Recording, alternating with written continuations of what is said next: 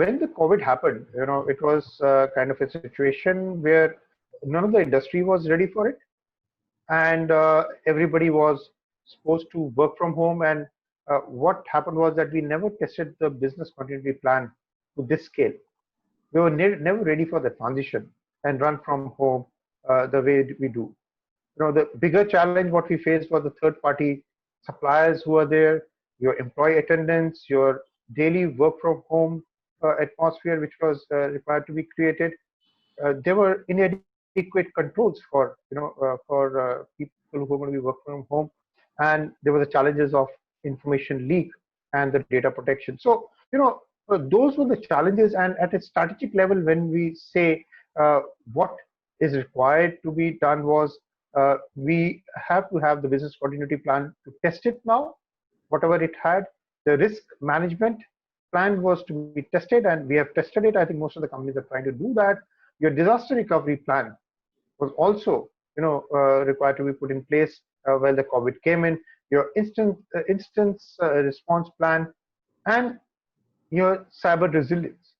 So strategically, you had to align all these plans of your company, right, to people who are working from home. The healthcare has emerged one of the major, consumer of the IT and the cybersecurity per se, and it's a new IT sector in times to come. While everybody is testing their, coronavirus kits, their solutions, their vaccines, hackers are trying to hack into it, right?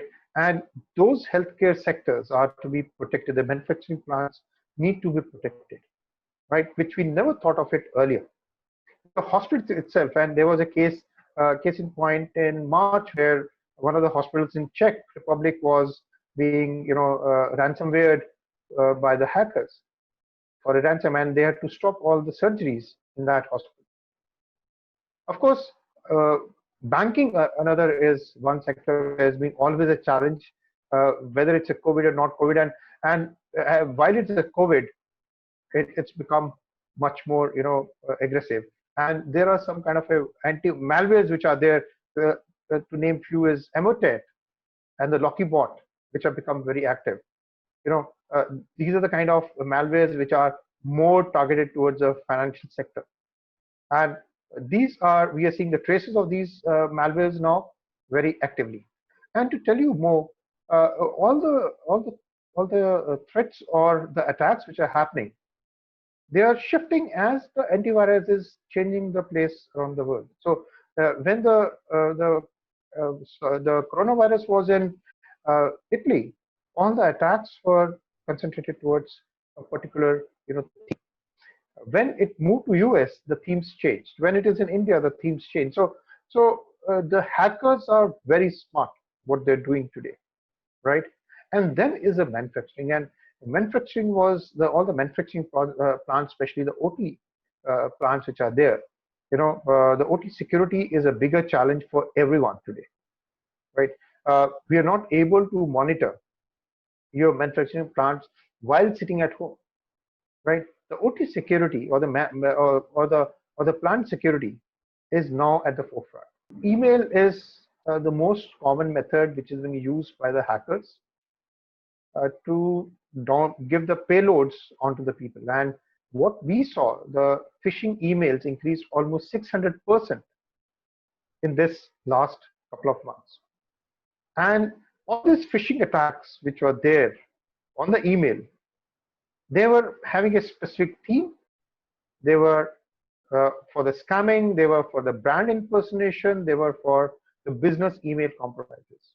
Okay, and they had multiple attachments. And if, for example, if a mail comes to anyone saying that this is from WHO and with the attachment of do's and don'ts of the coronavirus, you definitely will download. Okay, and that's where the problem starts. Okay, and something more what happened is there were more than 1 lakh the 1 lakh domains which came up, web domains, which were of the malicious nature. Not all of them, but a lot of them were malicious nature. So what do you need to do practically? You need to have your endpoint security, which is very strong.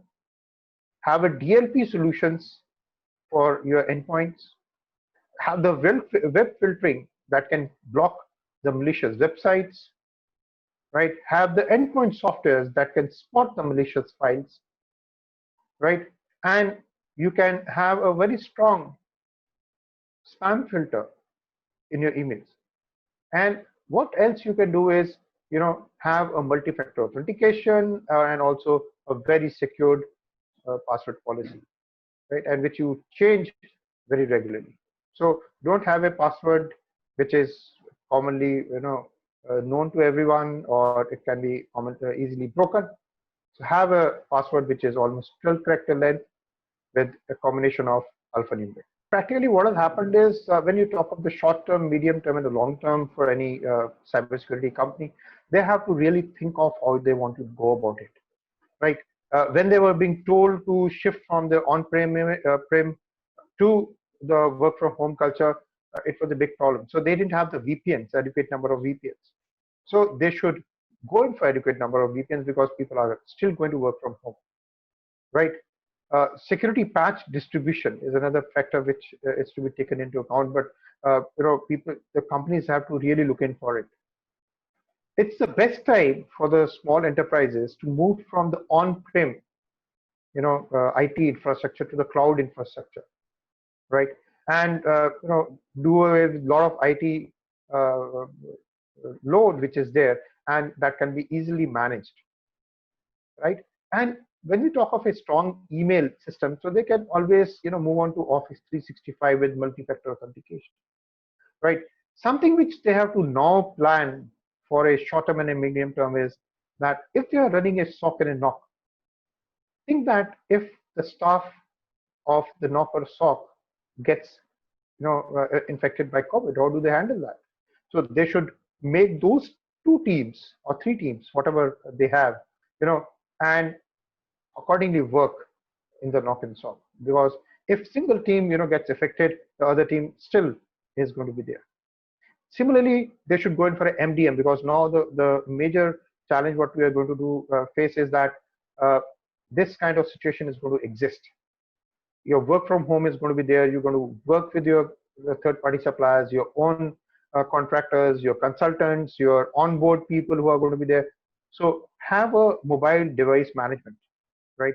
And that will help everyone to or each of the company to ensure that the devices which are BYOD are taken care of and there is no data leakage which takes place. One of the major things which I want to tell is that to safeguard your data, your company data, and you can safeguard your company data by multi-factor authentication, maybe SMS based, or maybe with other over the app authentication. Have a patch management for the remote access services, and have a very robust VPN while you're working. Have a DLP solution, and control all the browsers of your endpoints, of your users who are going to be doing it, and ensure that the operating systems, email clients, and the softwares are updated automatically, right? And not last but the least is ensure that no data of yours gets leaked or hacked by the hacker. While we talk of the Vara and how we are trying to overcome the current situation, like I told you that we already tested our business continuity plan while we were moving from the industry, from the infrastructure to the work from home culture. We were able to check our business continuity plan. So we moved from the offices in a very graduated manner. We shifted all the people from desk to desk, to floor to floor, and then we are able to manage all those things. Secondly, what we did was that the risk management, we took care of that, and that is how we, when we were graduating from our on-prem situation to the work from home, we did it in a very gradual manner. We really tested our incident response plans, cyber resilience plan, what was very important in case of a cyber attack. And while we talk of this, we implemented different kind of tools for people who are working from home, so that we are able to safeguard the data, we are able to safeguard the networks, and we are able to safeguard our infrastructure for any of the cyber attacks. And today we are happy to say that we are very comfortable, even while we are working from home. Darknet forms 96% of the internet what you're seeing today. And the internet what you see today is just 4% that comprises of the Google, Bing, Yahoo, and other sites what you see to find out the information. And the remaining part of the internet which you never see is the darknet. And doing the cyber forensics in the darknet is always very challenging, because number one, you're not able to identify who the criminals are and where are they operating from, because they have already masked their identities altogether. And to get into a darknet to find a particular criminal, it takes long time and perseverance by law enforcement agencies. However, there are a lot of tools which actually scrap through the darknet, and we are able to do a lot of information gathering in the darknet. It really works very differently from your normal internet. And while you're in the darknet, you can do anything which you like, but it's mostly infested by all the terrorists, all the criminals, all the ISIS, and all the people who have nefarious background, and of course the hackers. So that is the darknet all about. And when we talk of the cryptocurrency is primarily the tool, or the media, or the currency which is used in darknet for all the transactions. So if you have to buy a weapon or a drug, okay, or hire a hitman, you use the cryptocurrency, okay, to pay that particular hacker or the criminal who are there. And the cryptocurrency forensics, to give you a perspective about it, like cryptocurrency itself is a pseudonymous.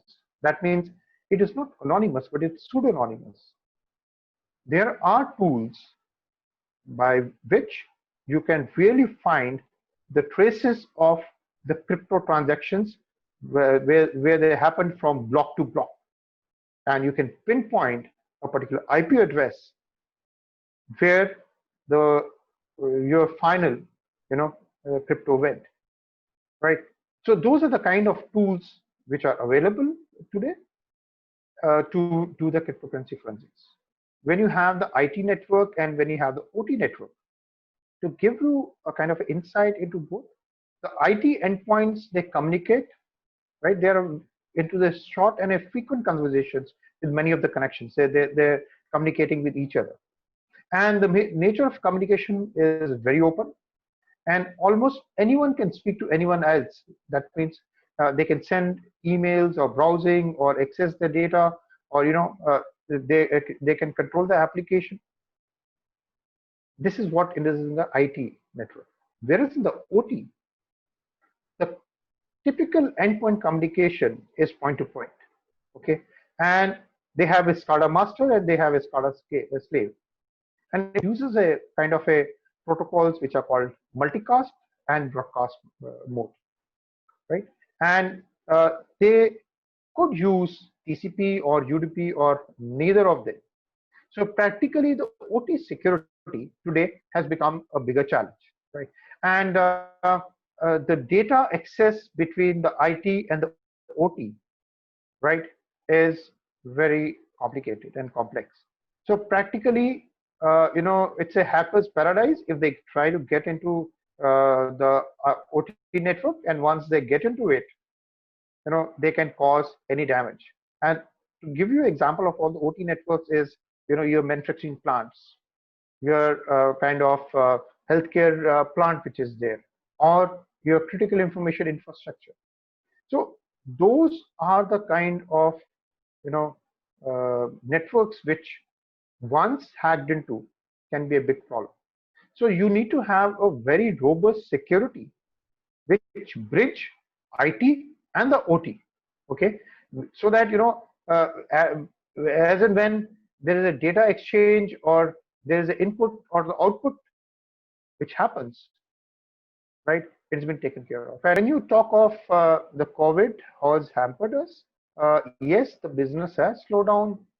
We are all, all the industries per se, where you had orders in hand, they are slowing down.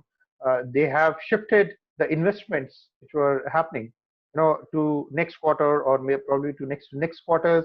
So the services part still continues, where we are providing all the services.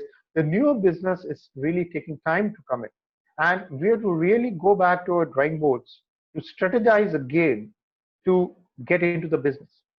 And this is the case in point with every industry, every company, where each one of us today is, facing the slowdown.